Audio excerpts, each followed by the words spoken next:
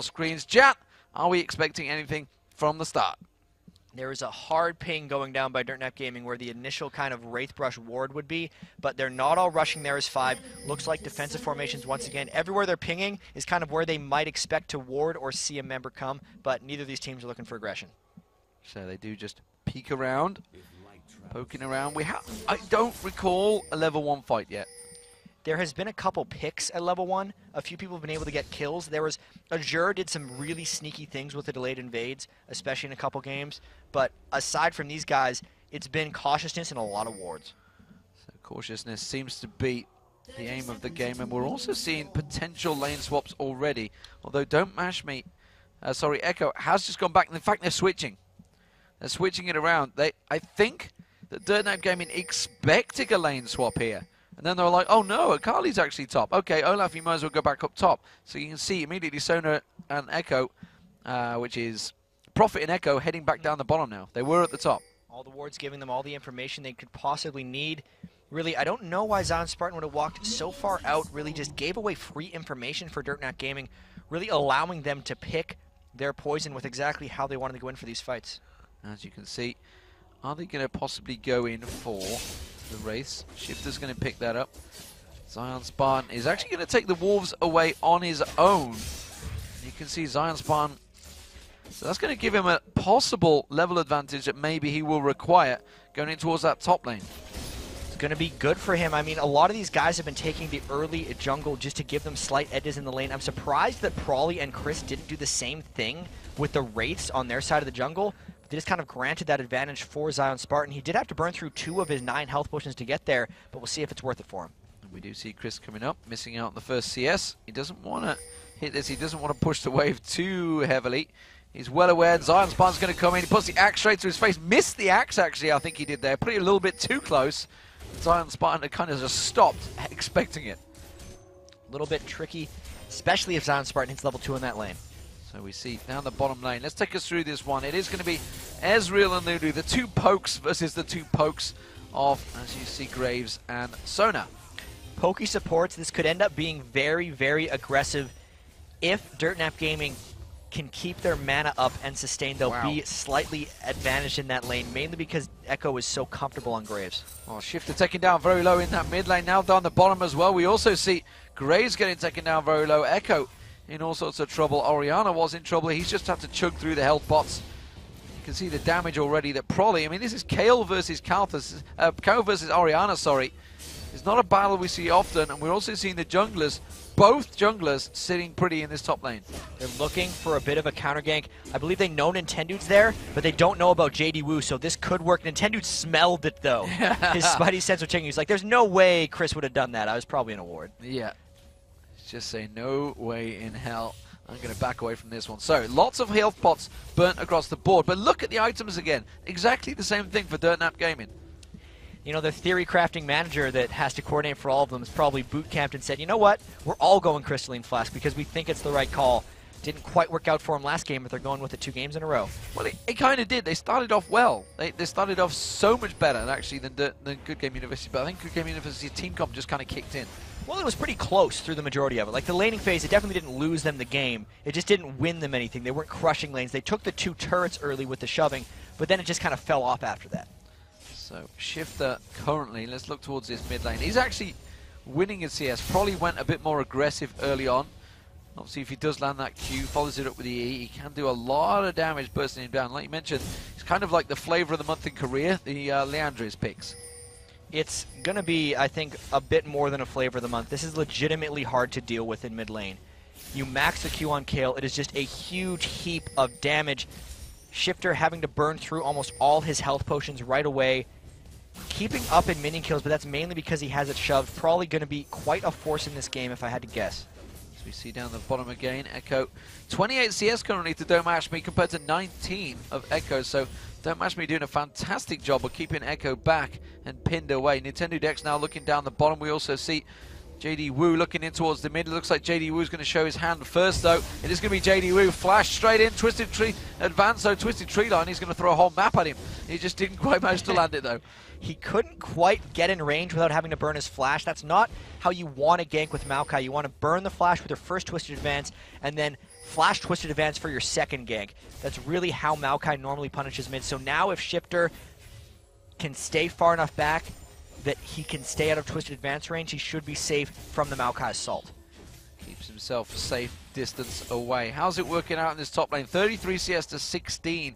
And, well, Zion Spartan's starting to actually dominate this lane a little bit here with Chris. A lot of it had to do with the wolves he took at the start of the game. He's hit level 2 first. He's never giving up that experience advantage. The two junglers came up at the same time to make it that the ganks didn't affect the lane. Echo went for a flash. Echo couldn't quite land the book shot. Anjo also flashed it out. They both flashed the exact same time down the bottom lane. Still no first blood. That is going to be a very pokey-aggressive bottom lane. I mean, even at level 2, they managed to burn the barrier from Echo, and then just right now, they managed to burn the flash of Anjo, so they're really going at it in the bot lane, and it's evening out in the minion kills with the way they're fighting back and forth.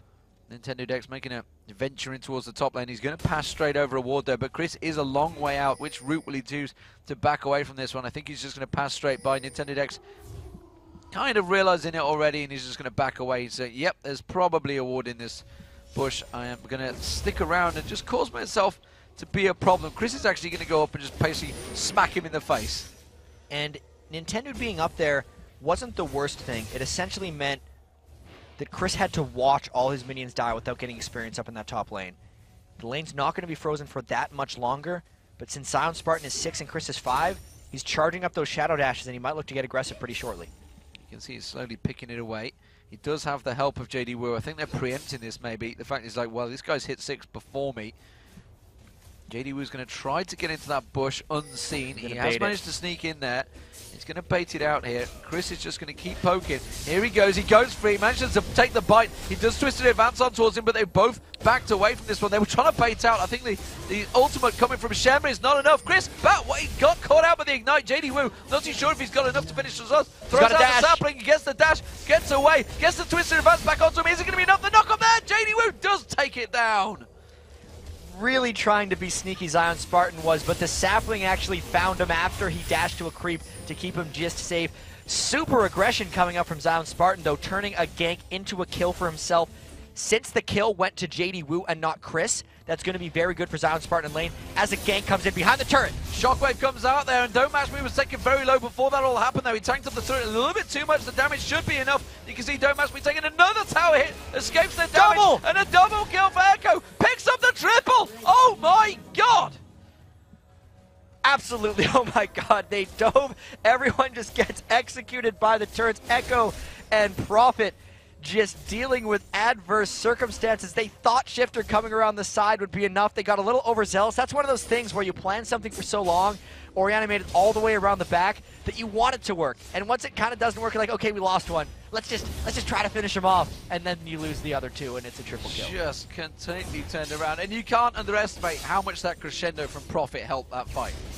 There's no question they played that almost as perfectly as they could. I'd say the barrier from Echo probably caught them off guard. So often you'll see people take heal because it's just generally better. It heals both of you. It's actual health. It's not just a temporary 2-second shield, but you bait much better with barrier, and that's what got them the triple kill.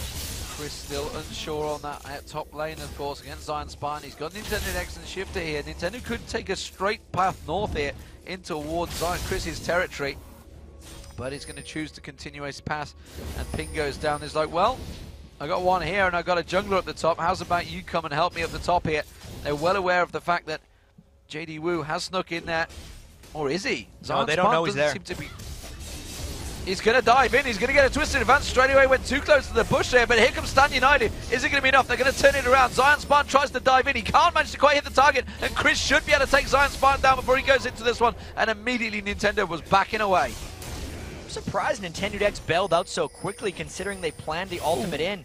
Those guys were pretty low, and Nintendo was at absolutely full health. Maybe a questionable decision, but he really bailed on Zion Spartan there. It could have been smart. Now, though, since he's stuck in the tower, probably was trying to sneak by. Did get seen by that ward, though, so Nintendo's backing away. Did get seen. Thought about stacking up on the turret, and actually that will have gained finally, I think, the level advantage. No, still hasn't, but he should do in this next creep wave to get that advantage back on towards Zion Spartan to level off the playing field.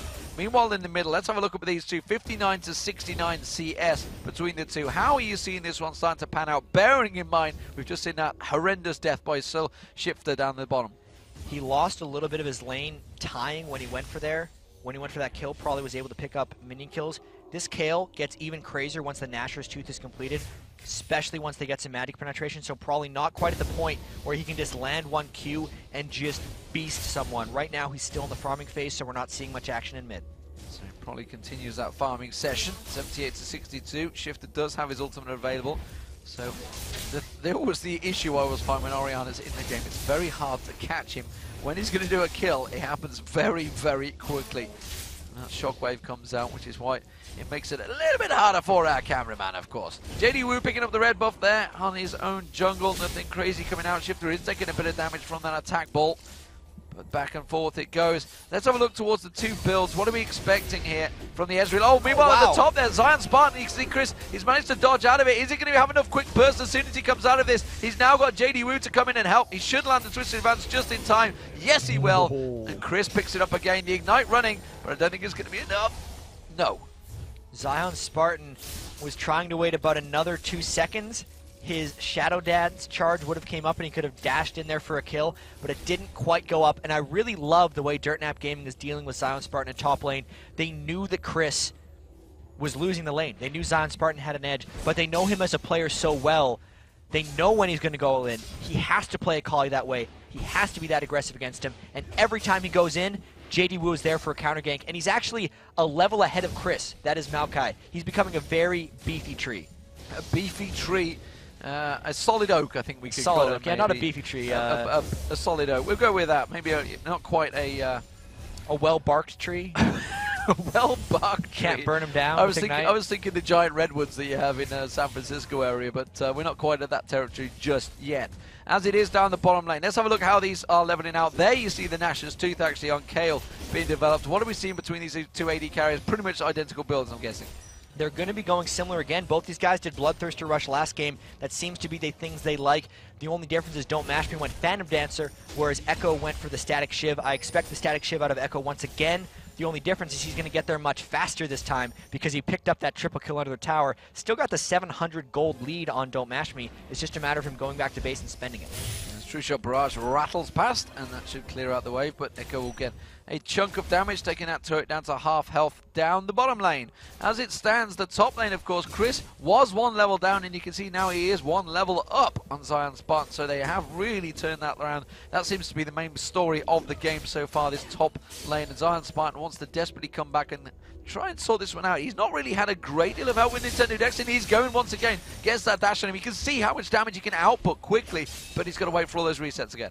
And really needs to charge up his Shadow Dashes. And again, they're hoping he gets aggressive onto Chris. There he goes! Goes straight back in there, and immediately the Twisted Advance comes back in. This time Zion Spartan can't get away. Have they got enough? They're going to tower dive it. Stan United coming out. They immediately evacuate. Stan United is going to come out. Nintendo Dex is like, where are you going, Zion Spartan? I'm not going to dash in and throw my body for you. I mean, he already bailed on him once. Doesn't want to do it again. Oh, probably good ward. Probably coming round, and well, that must have been what the call was. Immediately, let me just say, yeah, we do not want a piece of this one. This could well be the first turret of the game for Dirtnap Gaming. They took the first turret in the first game. Can they follow it through this time, though? Last time, it backfired on them. But that was because they were doing the 2v1 lane swap to stop Vayne from farming. This time, there's not as big of a carry differential between Ezreal and Graves. Both of them scale quite about the same with attack speed. It's not like someone hyperscales or has a Nunu to back them up in this one. They might take 2 turrets actually all at once. And there it is, 2 turrets. They do have the 6-1 kill advantage as well, which is a big, big difference. We could well see a third game here. This could be the first game of the day where we do manage to get the game through. They're going to take mid. That's 3 turrets in a matter of minutes. And wow, just taken down very, very quickly. So where do they go from here, Jack? I think straight to Dragon. Crescendo missing there on I Am Anjo, just about, and I Am Anjo survives. They're going straight to Dragon. JD actually picked up an early Oracles. They're really looking to close this game out. Dirtnap Gaming had some one-sided victories yesterday where they were actually playing a little bit more conservatively. Now that they lost that first game, it was time for them to pick up the aggression and pace. early oracles, getting him that early dragon. 3 turrets and the dragon is a huge amount of global gold for them. And they do take down first dragon of the game, 15:06, 21 minutes. He'll be back up and we'll be ready and waiting to go. Zion Spawn, level 10 in this top lane. He needs to do something to turn himself back in. He hasn't been able to get the snowball going. He started to bully Chris out, but Chris has certainly come back with a vengeance. He's got a heck of a lot of magic resist now and the damage to go with it. Had to build specifically for the lane though, so that may differentiate how the late game goes for him. Well, he did have to build specifically for the lane, but he's also going to be able to deal with Orianna with those items. It's not like he was dealing for just the one damage source in the game up top. Most of the map is also doing magic damage in this particular instance, save what Don't Mash Me is going to do with Ezreal. I think that's going to be quite fine for Chris on Olaf. We're also seeing, because of the early assist that Prophet got, he's got that Ruby Sightstone already. That was a fast Ruby Sightstone. Yeah. In all honesty, he skipped... No, he didn't skip the Floss. He's not got boots. He skipped boots. All right. Skip boots, went straight for it. I'm Sona. I'm going to be slow moving anyway, so why not just crawl along and get myself that Sightstone? So that maneuverability doesn't really matter. He's got that Philo Stone in there. Of course, no Heart of Golds anymore in Season 3. And what are you seeing really with the supports lately? Because obviously we've seen over the tournament, this tournament, of course the OGN tournament's on Season 3 as well, and any other games that you guys have been watching in Riot. Obviously, I say you guys in Riot, I am part of Riot myself now. What have you been watching in Riot as support, sir? I still can't get used to referring to myself as that. It seems a little bit weird so far. It is the first tournament. They're going down the bottom there. They're going to dive on. Echo turns into a cupcake and backs away.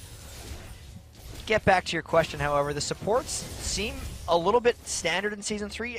All of them still is kind of the way it works. We've seen maybe a little bit less Leona, but that doesn't make the most sense to me since she skills so well with health. A lot of Sona, a lot of Lulu, a lot of Nunu, especially in this tournament, but overall, not too much crazy stuff. I think in future I'm just going to have to refer to what is the Santa Monica office team lately or something like that. What's the design department saying? And a development department. What are you guys? You were game analysts, weren't you? That was your official title. It was. Now I'm a shoutcaster. Now you're a shoutcaster official. We're going to go towards Prolly here. Shockwave flashed out of it just at the right moment to get out of the damage. Good flash. Guys really got used to dealing with that Shockwave wind-up animation. Everyone's seeming to be able to flash that now since Orianna has been so prevalent in the competitive scene for the last 4 or 5 months. But look at the overall pressure that Dirtnap Gaming is putting down onto Good Game University here. Every lane being shoved up and taken right now. And look at this, they're expecting Zion Spartan. They're going to tower dive him. Look at the damage they're just outputting. Nintendo Nexo may have come in to save the day. No, he has not. He was just stomped on the turret by JD Wu. That big solid oak is very strong. Thick bark on that one, really, as they almost take down the turret. They're going to keep pushing. They're diving on Nintendo. They're diving on Nintendo with Shifter there. They know he hasn't got his ultimate available. Instead, he throw out the ultimate from Prolly. And now they're going to turn it on towards Shifter. Shifter's going to get dropped down. He's going to be very low. Does manage to turn it. Meanwhile, down the bottom, Crescendo lands across. Echo did pick up a kill just before the end of that, though. Actually, it was Prophet that picked up the kill. I am Anjo versus Prophet. Well, Prophet's got no mana, but actually he turns it around. He could have finished that off. Top turret's going to go down. This is craziness from Dirtnap Gaming. I think we're going to see a Game 3. The overall pressure is really just starting to break down the walls of Good Games University, and everything is falling apart for them. The triple kill on Echo really carrying strong, and even though Zion Spartan has picked up that Gunblade, it seems like it's late. He's really going to have to turn something around.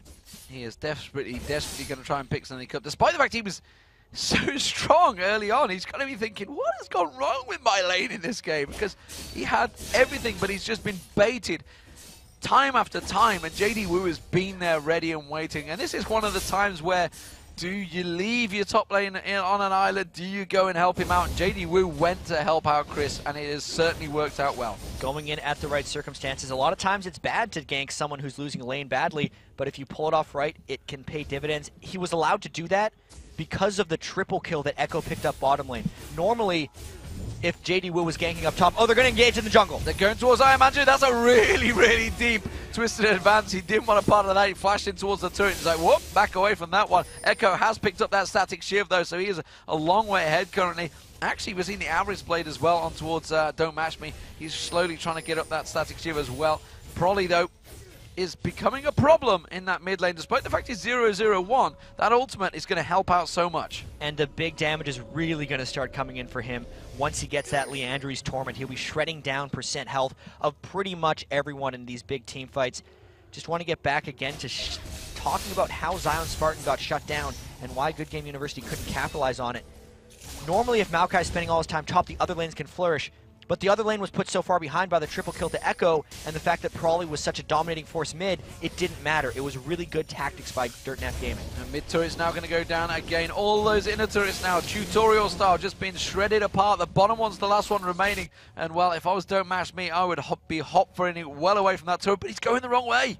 They might catch him around the back. He has got a ward to spot it, so he should be okay. Looks like they scouted over the wall with an Olaf X. They know he's there. They're going to 5-man push this. 5 turrets to 0 already. They're going to see if they can make it 6. This would be the first time, though, that Good Game University would have all 5 to defend a turret. If they're going to fight somewhere, you'd think they'd try to fight there.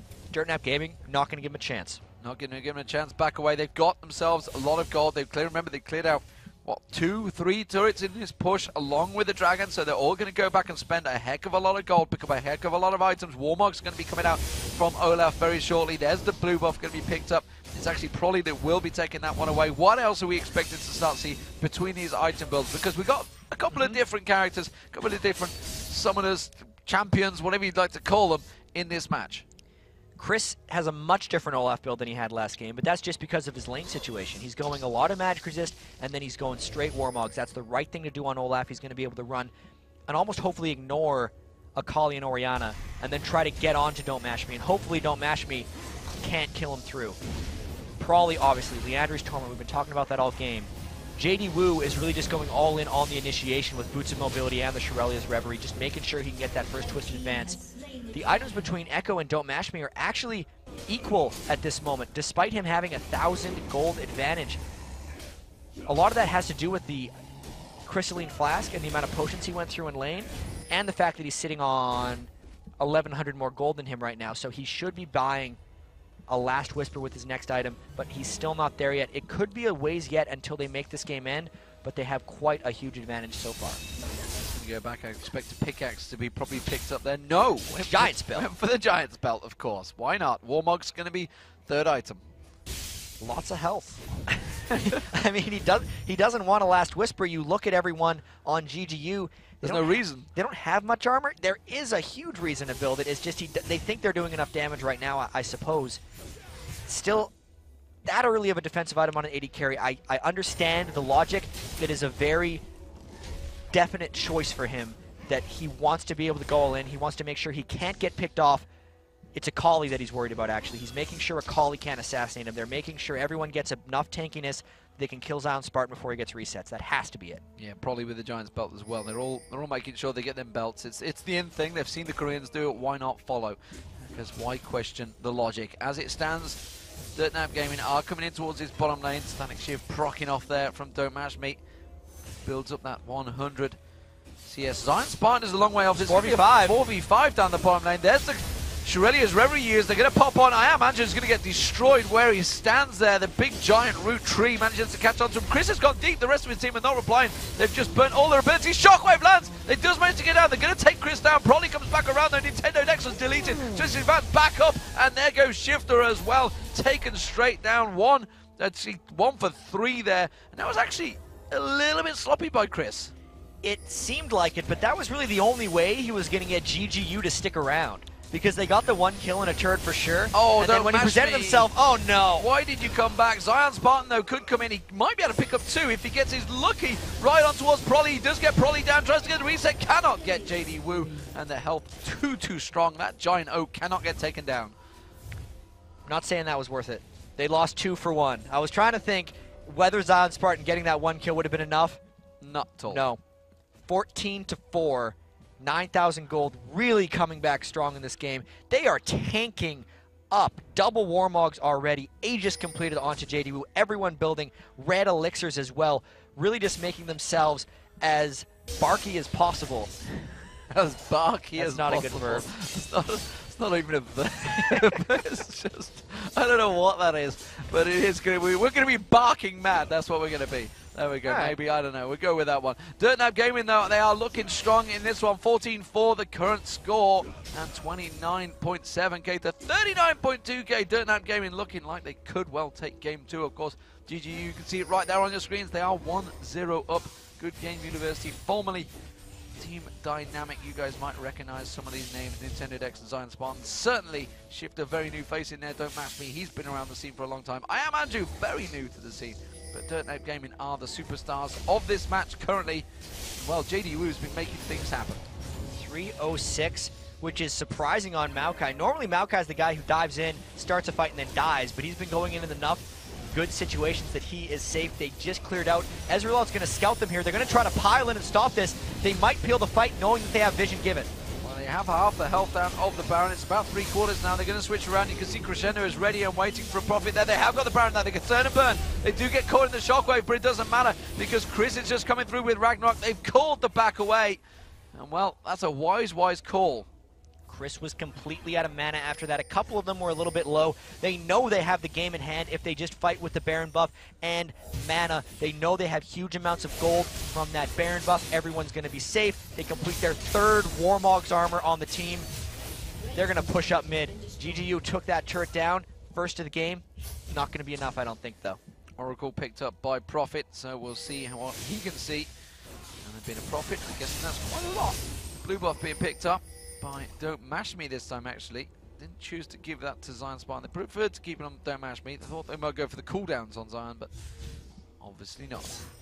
Ezreal really needs to be able to get away from the diving JDWoo and Chris in the next team fight.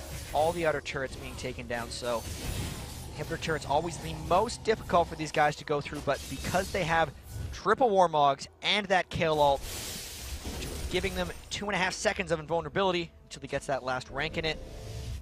They're going to try to find another window, hopefully where it's a 4v5. Maybe GGU will make that mistake again, even if they just 5v5 on a turret. Seems like it's going to be a good decision. Well, there's a great big stack on top to it. That may go down on itself, pushing there. Zion Spartan has been working away on towards that one. You can see it's pretty low, so the creep wave won't quite get it this time around. But we do see that Dirtnape Gaming are down the bottom. Of course, they do have that Baron buff up, and you can see that they are trying to push the middle and bottom wave. I'm surprised they're not sending someone to clear that top wave because they will be giving up a turret. That means they're really looking to push really soon. So as soon as they'll see a window, they're going to be going in knowing that that wave top is getting probably a turret. Yeah, you can see it here they come. But the wave after wave, I mean, that will eventually kind of push itself, won't it? If they just siege this one for a long time. They have got 4 minutes on this Baron buff. They have only just picked it up. You can see that Chris is in the mid lane and he's slowly but surely keeping them busy there. And actually to the point that 3 people have gone to deal with it. Yeah, my judgment of that top lane was actually a little overstated. It appears that it is not as giant or gargantuan of a wave as I thought. Turret safe. Dirtnape Gaming is better than I am. It's the gold farming player in you. You're like, oh my god, all this gold's being wasted. Oh, it's so satisfying to creep with that life. They want the fight so badly. They're going to find their window. I'm thinking, especially in mid, they might want to dive in on this wave. Echo is so tuned to getting out of that Nintendo's. He's gone. He's coming in. Chris goes in there, uses the Ragnarok Ghost. Didn't manage to catch on towards anyone, but it doesn't matter. The damage is done. The turret is down, and now the Baron up team is diving in. I Am Andrew was the target for Twisted Advance. Not really the ideal person. In the shockwave lands, he manages to take down JDWoo, so that's a big bunch of kills. But Zion Spartan already been taken down by Echo. Chris now on towards that inhibitor, and they're going to hit and run, turn and burn. 1-1, no, they've dived back in. Oh, Crescendo lands, and Prophet actually picking up the kill with that Crescendo. Don't mash me now. Stand United, is that enough? Nintendo Dex is going to take it down very low. He's not tanky enough, but he's just about outranged it. And now they're going to turn on towards the Nexus turret. The Nexus turret taken down very low. One more hit from Echo is enough to take down one Nexus. Can they turn it into the win? That's the question. This is going to be very tight. They should back away, and they are backing away. Good turn there by Prawley and the Flash Crescendo, but this fight is about to... Oh, no, not continue. But yeah, power push down the mid there. Took the inhibitor straight.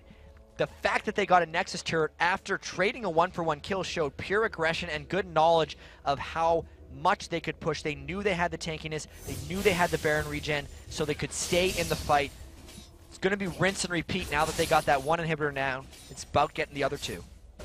Well, I think they've got enough time on that Baron because they didn't hang around too long. They may be able to just get another quick shove with it before it runs out. I'm just going to look at the timers on it. It's gone. It's gone already. Okay, I'm completely talking backwards there. And it is already out. Zion Spartan, though, is just clearing out a great quick wave. He hasn't really been been able to get going ever since JD just sat on him in that top lane.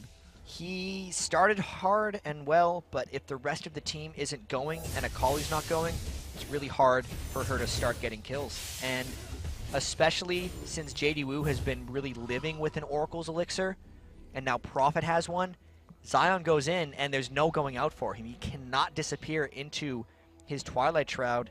It's just not going to work out for him, and it hasn't been with the most deaths on his team. So you can see the last Whisper has been completed. Wow.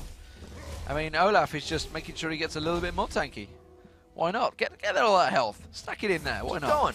Why not? He's got skills that scale off of his max health. When he presses W, he's getting an extra 40 damage because of his 4,027 maximum health. It's a lot to deal with. There's no % damage health abilities on anyone from Good Game University, so why not? Keep getting bigger. Stack it out. We do also see the Ironborn Gauntlets coming out from Don't Mash Me. The Iceborn guys. Iceborn. They slow you down. Not freeze you like a rock. Oh yeah, they hit you hard. Close. So maybe, I don't know. That's the next one. We saw them diving. This time they do not have the Baron buff, but they do have the mid inhibitor down. JD finds the right twisted advance. I'd expect him to go right in. Okay, one thing I'd say straight away here, instant just from a noob spectator caster point of view, I would have cleared that creep wave in the mid. I'd have made sure super minions were in their faces before it came down bottom. The super minions are going to clear for themselves, yeah. In all honesty. They're not rushing this. They have the 12,000 gold advantage.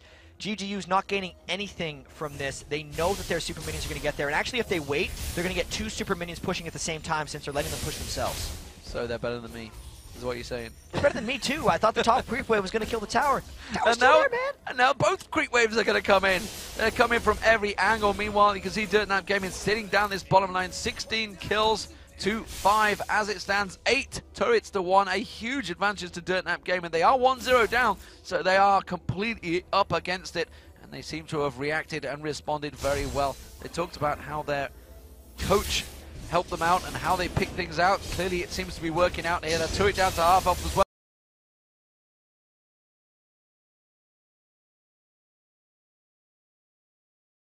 They caught the taunt on towards JD and the Sona Orianna ultimate, I get my words out, the Shockwave only managed to pull in JD and Prophet, not the targets they wanted. And now that they know that the Orianna ult is down, it means they can really go for the next fight. They would worry about diving into an Orianna ult because of the way it would get repelled. But since it is down, the turret is low as well, they might get the inhibitor or a fight right as his creep wave arrives. We just saw Zion Spartan there having to defend against the super minions. He's just off in the top corner of the screen, but it doesn't matter because they're going to go in here. That is going to be the turret going down. Nintendo Dex was the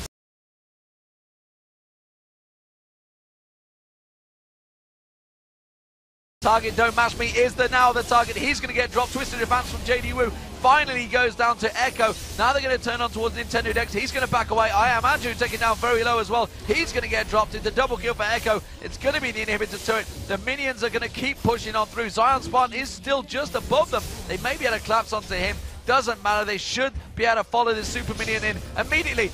Coming Nintendo Dex dashing out there. Home guard boots. Is it enough? Zion Spartan, can he clean up? No, he cannot, because he's been taken out by Prolly instantly. And there's the Nexus turret and the game for Dirtnap Gaming. There they are with their funky chicken hats on, and they do